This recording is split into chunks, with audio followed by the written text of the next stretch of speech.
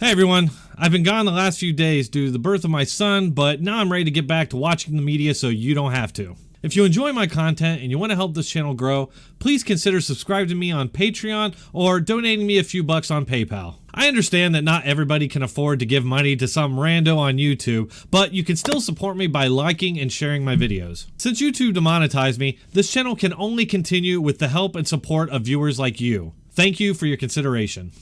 But whether you want to talk about Antifa or Black Lives Matter or any of the groups that assembled that day to fight against neo-Nazis, you make a moral equivalent between those two actions, the president did it.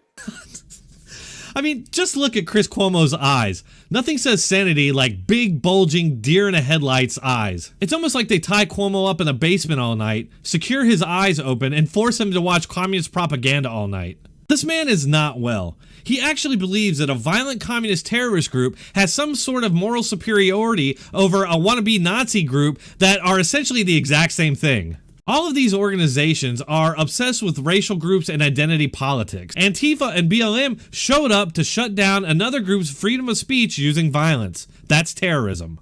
Had neither of those groups shown up, there would have been no violence. The event would have occurred and ended without incident. But then again, the media wouldn't have had their story to use as propaganda for the next few years either. It's weird to me that nobody ever makes this argument, but I can understand it because nobody wants to defend neo-Nazis. However, this is the perfect example of, quote, I might disagree with what you say, but I'll defend to the death your right to say it. That's America, but self-labeled patriot and defender of democracy Chris Cuomo thinks it's okay to use violence when it's being used against the right people. It's another great example of what I constantly say over and over, that these people are dangerous because they can rationalize anything. Well, here you have Chris Cuomo rationalizing violence against his political opposition. The president did it that day.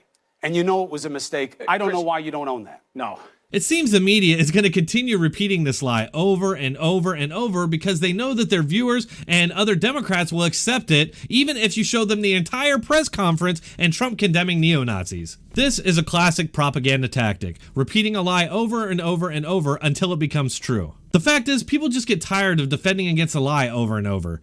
As most of you know, I've done several videos about this topic, and I've been quite thorough in showing the media's manipulation of that press conference. Many others have done the same, but it just doesn't matter because they stay on message regardless of the fact their claims have been completely debunked. Trump condemned the bad guys and explained that he supported the people that were there just to protest the removal of American monuments. And you had people, and I'm not talking about the neo-Nazis and the white nationalists, because they should be condemned totally. The media have got around this fact by claiming that anybody who was at that rally is a de facto Nazi. Of course, this is a completely ridiculous standard, and it's one that's not applied to Democrats. Just because you can find communists and hammer and sickle flags at every Democrat rally doesn't mean that Democrats are communists. It's another one of these fake standards that was made up just to use against Democrats' political opposition. Do not make any differentiation between neo-Nazis and Antifa. Just because they claim in their name that they are anti-fascist, their tactics are in fact totally fascist. One of the other group, right. And so was Black Antifa. Lives Matter, Antifa has hangers-on and aberrant actors within their ranks. What you're seeing here is a left-wing propagandist rationalizing violence from his side by dismissing it as violence being perpetrated by aberrant actors. How convenient for Cuomo that when the people he supports commits violence, it was only a small minority not representative of the larger group. The same goes for Muslim terrorists. Anytime they strike, it has nothing to do with Islam or Muslims at large. Yet somehow when a white dude kills people, it's reflective of all white people, conservatives, and Trump supporters. In this particular case, we had one guy who drove his car into a crowd of people, and somehow that reflects on all right-wingers. Antifa uses violence to shut down speech they don't like. BLM incites racist violence that ends in dead cops, and beyond that, they show up at university campuses just to lob racial slurs at the white students. As bad as wannabe Nazis are, I'm not aware of any incident where they showed up to shut down speech with violence. Maybe Chris would feel more at home in Venezuela, since CNN has been showing its support for a socialist dictator by framing opposition to that dictator as, quote, an armed coup. are America's brown shirts, and there is no difference between Antifa and those neo-Nazis. What they are now is equal to no, Nazis. what they are, Chris. No, what they are. They have taken over Portland. You know, when they had that incident, the police won't even respond because they've become so violent. Look, pipes, they you have will look bricks, at Black and they hurt Lives people. Matter. I've been with those people in the streets. You can talk about Antifa. I've watched them in the streets protesting in different situations, okay? For a supposed new man, Chris Cuomo seems painfully ignorant of all the violent actions perpetrated by Antifa. Still, there are probably hundreds of videos out there showing Antifa violence in their attempts to kill people. One of the more well-known incidents is a Berkeley professor who was using a bike lock to hit people over the head.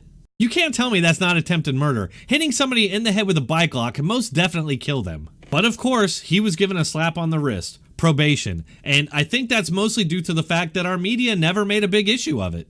Antifa even once took over Portland and began directing citizens on where they could and couldn't go under threat of violence. Nothing says we're the good guys like wearing black masks, hitting people over the heads with bike locks, and taking over cities like you're an invading army. What I'm saying is this. You don't draw a moral equivalence between neo-Nazis and the people there to fight against them. Chris Cuomo thinks it's normal and even moral to fight people who are there to exercise their freedom of speech. Again, I don't agree with wannabe Nazis, but if you're showing up to fight people simply because you disagree with what they're saying, then you have no moral high ground. I disagree with everything left to say, but I don't think that I'm now justified in going and committing violence to keep them from saying those things. I wonder how Chris and CNN would react if a group of anti-communists showed up to a left-wing rally and used violence to shut down their speech. No doubt he would take the completely opposite position. That's the kind of inconsistency that you can expect from a political propagandist. They simply change the narrative to suit their partisan position. Thanks for watching. Please like, share, and subscribe.